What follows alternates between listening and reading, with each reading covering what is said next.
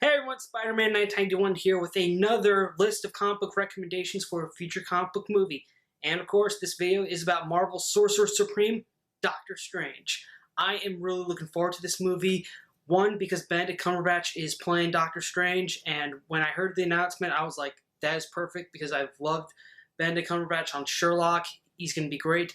And two, I'm also excited because this will give us a chance to explore the magical element of the Marvel Universe. And what better character than the universe's Sorcerer Supreme?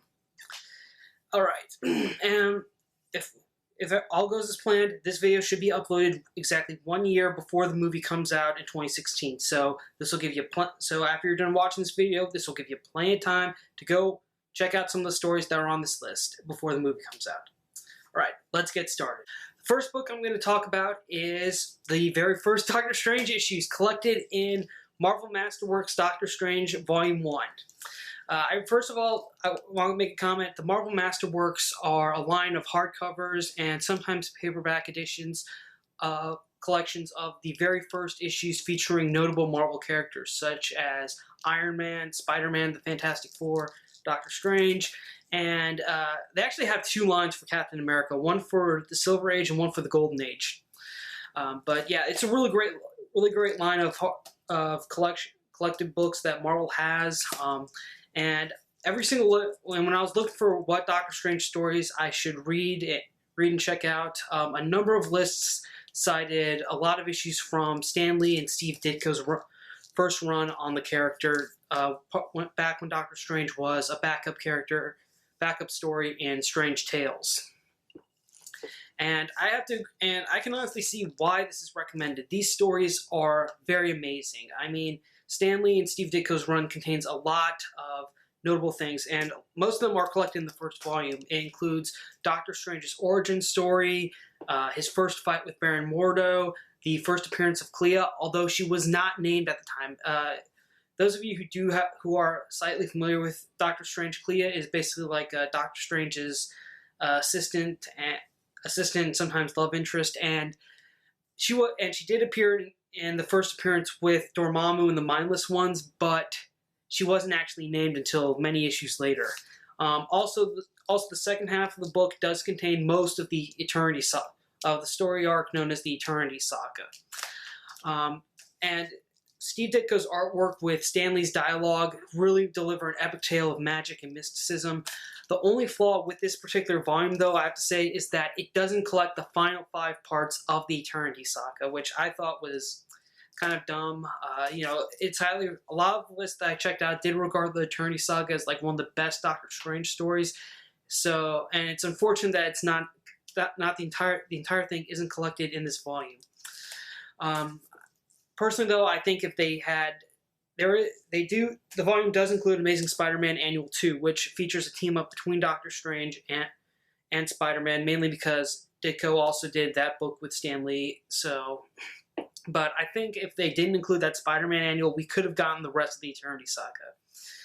Honestly, but really, that's my only gripe about it. Story-wise, these are all fantastic stories that I would definitely recommend for anyone who wants to read anything with Doctor Strange.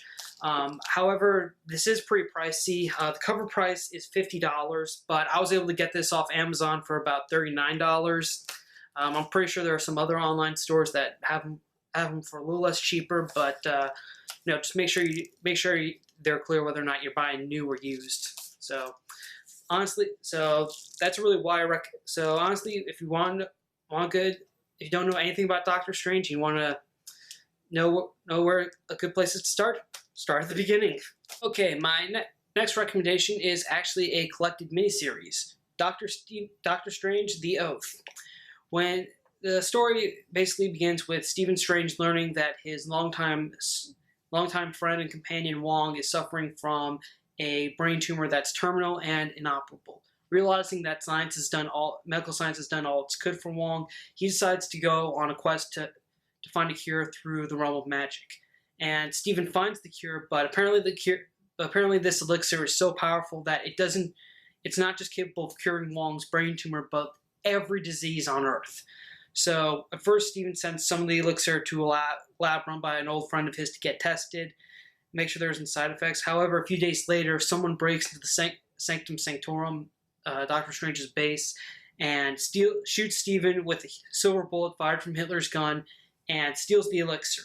Wong, realizing that Stephen has been fatally shot, takes him to see Night Nurse, who's basically the doctor and pediatric for all the superheroes in Marvel's New York City. And once she helps heal Doctor Strange's wound, she goes with Stephen and Wong to help recapture the elixir. To be honest, this is a very excellent story. It's very self-contained, and pretty much everything said and done in this story is just very, very self-contained. Honestly, this would be a perfect plot for the movie, and it does actually reference Stephen's origin a number of times, especially since we find out that the antagonist in the book was also a student of the Ancient One, and his connection to Stephen Strange back when he was just a surgeon and not the Sorcerer Supreme. So yeah, it's a very character-driven story for Doctor Strange, because it doesn't just focus on him as the Sorcerer Supreme, but as a physician as well. Because when he first goes on his quest to find the cure for Wong, Wong is trying to talk him out of it because he has to go into the dangerous realms. And Strange says, "I've taken many oaths in my time, not just as the Sorcerer Supreme, but my first one as a physician, which is the Hippocratic Oath," which basically means that he has to do everything in his power to help his patients. And also, the author, Brian K. Vaughan, does expand the relation between magic and science. That's also a theme in this book, especially since we find out that since the reason the elixir was stolen in the first place is because if Stephen uses it, it might hinder humanity's natural development to cure diseases and stuff. And also there's some weird relation between science and magic, that magic cannot create what science has made. In other words, Stephen Strange can't use his powers to summon medication or medical equipment. And honestly, this book is so good. If there's only one Doctor Strange story you need to read, I would say this is pretty much it. I mean, it's only about it's a 5-issue miniseries. It's very self-contained. I mean, pretty much if you're on the fence about whether or not you want to see Doctor Strange, read this book. Trust me. It's one of the best. I would say it's probably the best Doctor Strange story I've read. Next one isn't a graphic novel. It's actually the first issue of the new Doctor Strange story ongoing series that's being published as part of all new, all different Marvel. Basically, the first issue has Dr. Stephen Strange dealing with the tribe of soul eaters who have invaded a young boy's soul. Then he meets with other magical heroes at the Bar with No Name, which is basically a bar for all the mystical characters of the Marvel Universe. And then the book ends with Doctor Strange attempting to cure a young woman who's infected with the psychic leech. But when he kills it, it apparently leads to thousands of other small creatures taking its place. Honestly, this was pretty interesting read. It does contain a brief introduction to the world of Doctor Strange, and the first page does kind of show us his origin. It's kind of like a one-page little monologue that Strange is having about how he was once a famous surgeon, but he was extremely arrogant, and an accident led to him suffering nerve damage in his hand so that he would never operate again. Then he found the Ancient One and got a new lease on life as the Sorcerer Supreme. It also shows us what kind of stuff Doctor Strange has to deal with day to day, which is how he sometimes notices some small and minor magical threats to humanity. Also, the writer Jason Aaron includes a brief backup story that sets up the coming slaughter, which I think is pretty much going to be like the main big bad of this first arc. And the reason I'm not just putting this series on the list because it's a new ongoing that's starting about a year away from the movie, but because this is something that I think anyone who has never read a Doctor Strange story can easily pick up. I mean, when I got it, even though I've read some Doctor Strange stories, I felt like anyone could get this. Like, anyone could just pick it up and just get along for the ride. So, And honestly, this is probably the cheapest item on the list so far. So yeah, and the second issue is going to come out actually the day I upload this. So that's something to consider. And that's it for my Doctor Strange recommendation list.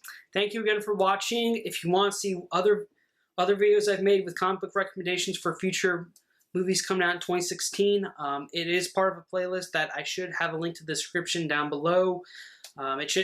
So check that out if you can. I've got one for Batman v Superman, Suicide Squad, X-Men Apocalypse, Gambit, and if you guys really like these videos, let me know in the comments below, because I'll probably do this again in 2016 for movies that are coming out in 2017 and so on.